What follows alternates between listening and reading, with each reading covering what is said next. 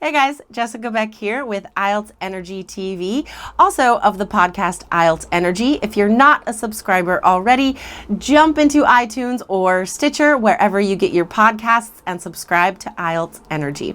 Okay guys, so I was looking at some of the comments on some of my vocab videos on this channel, and there were some students who expressed anxiety and worry about using some of the slang that I teach you guys. They feel like it's not natural for them to use the slang. Here's my answer to that, okay? Yes, don't use something if you're very uncomfortable with it. Of course, it's not going to sound good, but guys, at the same time, you do have to push yourself to express yourself like a native speaker, okay?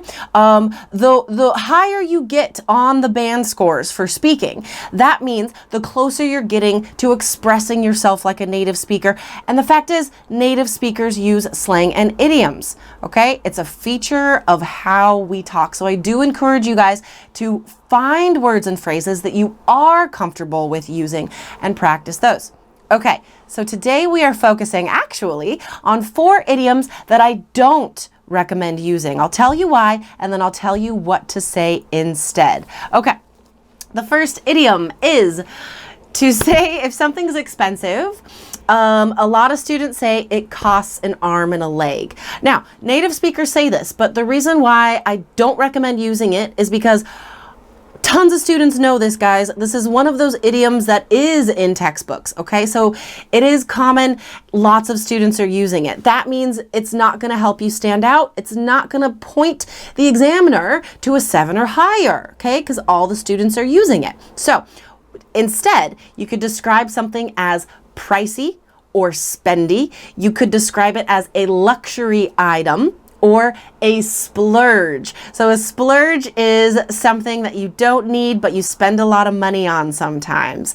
Remember guys, look below this video. I type out all of the vocab words and phrases for you if you don't understand exactly what I say. Okay. Also keep in mind, most of the stuff today, guys, is informal. It is for the speaking exam or general training letter informal task 1. All right, next. If you're talking about feeling bad or sad, do not say you feel blue.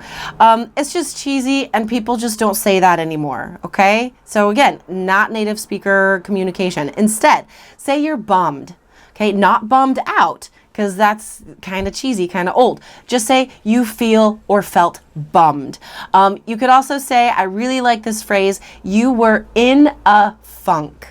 I love that. I say that, very native speaker, very modern and contemporary, okay? Love that phrase.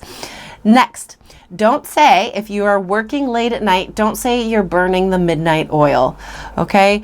Again, this is just, it just sounds old, okay? We don't really say this anymore, you guys. And also, this is one of those that a lot of students know. So for those 2 reasons, it does not make you stand out in front of the examiner. Instead, say, you pulled an all-nighter. Love that. I do use that. And this next idiom I like, just because it's not as common, especially among students, say you put your nose to the grindstone.